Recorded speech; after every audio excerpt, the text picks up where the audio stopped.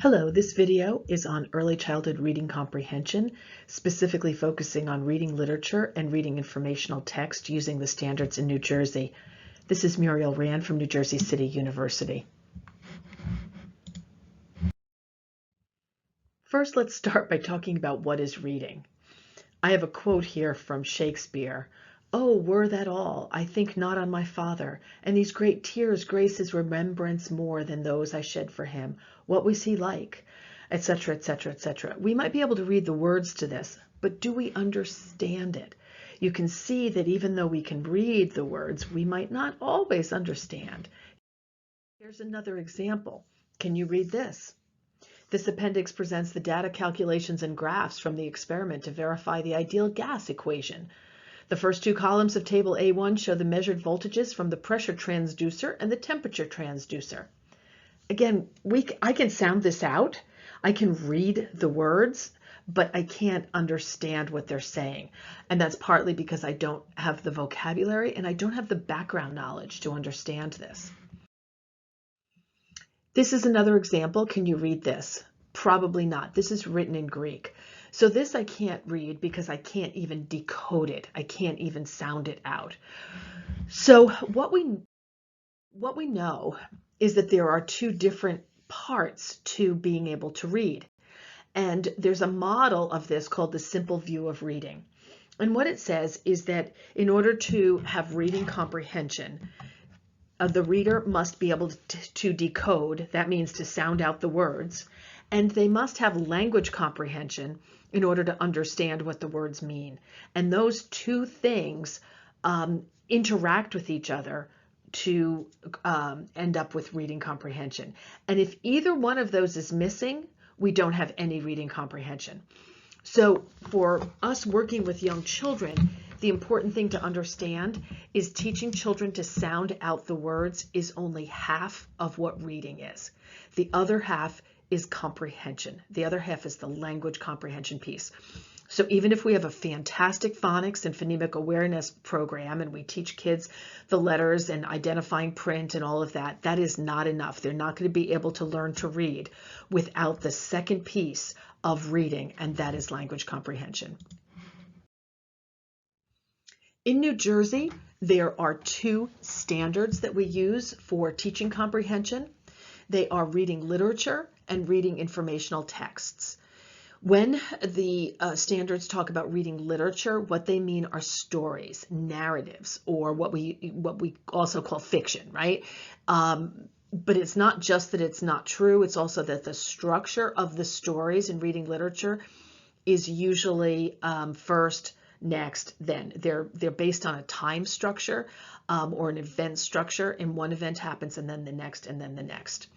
That's different than reading informational text. Informational texts are nonfiction, and they usually have a different structure.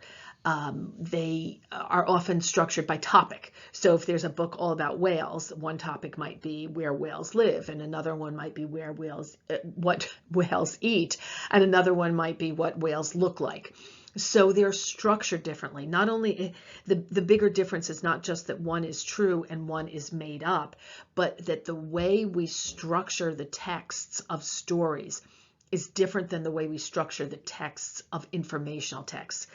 And why is that important? Because it means that we need different strategies in order to understand them. So that's why we have two different standards. And the standards now call for us to be doing almost half of what we read to students should be informational text. They estimate about 45%. So think about almost half of what you are doing read alouds with students should be informational texts. And usually those are related to science and social studies, so we can integrate that into our science and social studies teaching as well. Let's take a look at the reading literature standards. So these are the standards for storybooks, narrative storybooks, and they are broken down into three parts: key ideas and details, craft and structure, and integration of knowledge and ideas. Under key ideas and details, the first standard is asking and answering questions like who, what, where, when, why, and how. And what this standard means is that the reader is asking and answering the questions, not the teacher, but the reader. So if I'm a good reader and I'm reading a book about Goldilocks, I might be asking myself, wow, I wonder where she's going to go in the woods. And then when she gets to the house, what's going to happen when she goes inside of there? I wonder what she's going to do, or where is she going to go next? Or why did she do that? Why did she like just eat their porridge?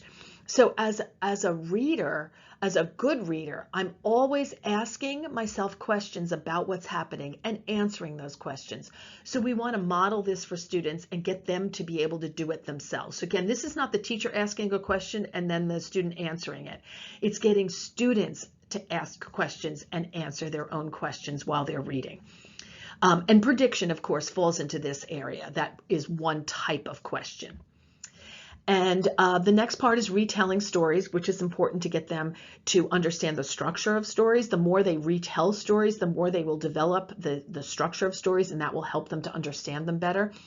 And standard 3, of course, are the pieces of the structure, the character, the setting, and the main events of a story, and making sure that students know what those are. Then the craft and structure part is the way that author wrote the book. So we're studying the craft of the author. We're studying the way books are created.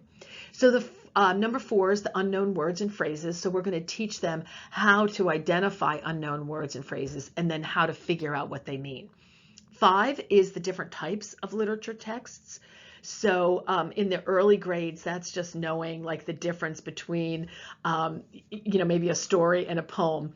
But as we get up through the grades, that will be knowing the difference between a mystery and historical fiction or realistic fiction, the different types of genre.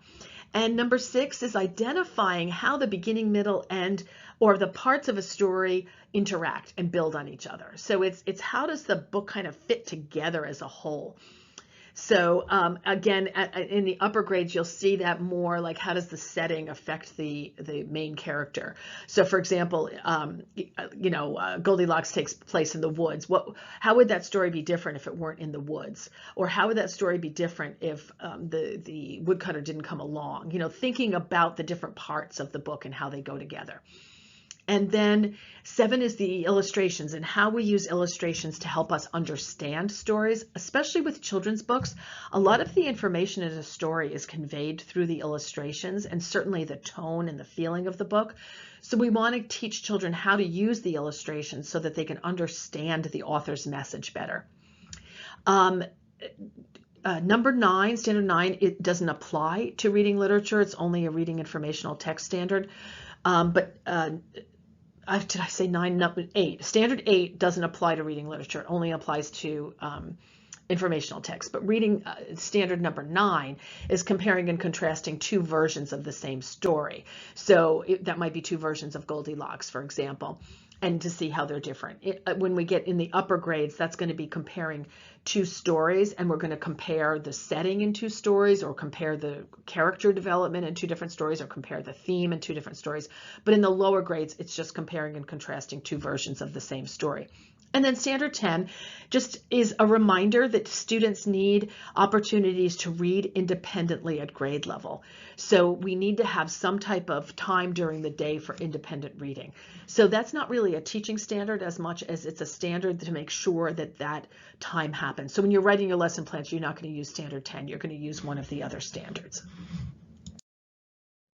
Okay, let's look at the reading informational text standards. The first part is the same, key ideas and details. We're going to be asking and answering questions again. For standard 2, though, we're going to identify the main topic and the key details. So when we're reading a storybook, we're more interested in sort of the theme of the story. In an informational text, we're interested in the main topic and how the key details relate to that main topic. And then the third one is to connect ideas, individuals, events, the different parts of a book and how do they fit together. So for example, I mentioned the book about whales, and there are 3 parts to the book. One is about where they live, one is about what they eat, and one is about what they look like. How do those ideas connect to each other? In other words, like, what does it look like? Does that relate to what they eat? Or does what it looks like relate to where it lives? For example, it might have a big tail. Well, why is that important? So that it can swim in the water. So the different parts of the book will relate to each other in a well-written book. Then the next part is craft and structure. And again, we're going to identify unknown words, identify parts of books. So here we might want to start teaching them about text structures in informational books. For example, they usually have photographs with captions, or they might have a table of content. They might have italicized words that point out important vocabulary. There might be a glossary. So we're going to teach students about text structures in the different parts of books. In preschool, that might just be where it's the cover and, you know, how do we read it? But by first or second grade, we're looking at the different parts of the book. And number 6 is the role of the author or illustrator. Later on, this becomes the author's point of view. Right now, we just want kids to know what the author and the illustrator do, because later we're going to see, well, you know, authors have a certain point of view. Even in informational texts, they might be really worried about whales being endangered, so they might put a section in there about how whales are endangered. That's their point of view. They didn't need to include that. So the way an author includes facts in a book still shows their point of view. And then the integration of ideas. Again, we're going to connect illustrations to text. We're going to identify the author's reasons that support an idea. Why is that so important? Because we've got to see whether this author is credible or not. What if this author's reasons are not very good? I mean, there are lots of publications, especially online right now, that are garbage. So this standard is sort of teaching them whether this is logical and whether the reasoning is solid in what the author is saying. Number 9 is comparing 2 texts, just like the reading literature standard, except now we might be comparing 2 texts on whales. And one text might have different information in it than another text on whales, so we can put those together to create more information. And that's the beginning of research, right? So that's helping them learn how to do research. And then again, standard 10 is to read with purpose and understanding. So that's giving students the opportunity to put standards 1 through 9 into practice, so to speak.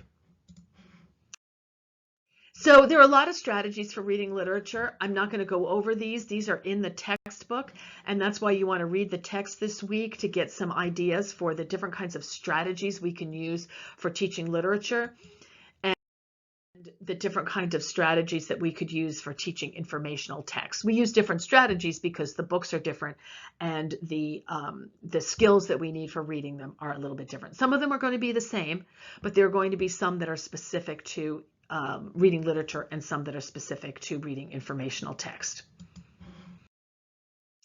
And then you want to think about, during the day, when do you have time to teach reading comprehension? You can have group activities that are whole group while you're doing your read aloud, for example. You can do a lot of the comprehension activities. You might have learning centers where they're engaging in some of the comprehension activities. You might integrate them with science, social studies, or art, as I've mentioned before. It's a really good way to integrate your different subjects. And finally, small group reading, usually starting, well, we use small groups in preschool all the time, and this could be a time to do a small group reading and to do some of the activities. In kindergarten and first grade and on up through the elementary grades, we usually have guided reading, and guided reading is just another way of saying small group reading. The only difference is that guided reading is usually ability grouped. So you'll group the students by what skills they're working on so that you can directly teach those skills. So again, think about when you're teaching reading comprehension throughout the day within your teaching schedule. And these strategies should help you have some success with reading comprehension. Again, I want to emphasize that teaching phonics and phonemic awareness and reading foundational skills is not enough. We have to also focus on the second part of reading, which is the language comprehension part, and helping our students be able to understand what they read. So I hope this was helpful and that you will be a better teacher by using these strategies.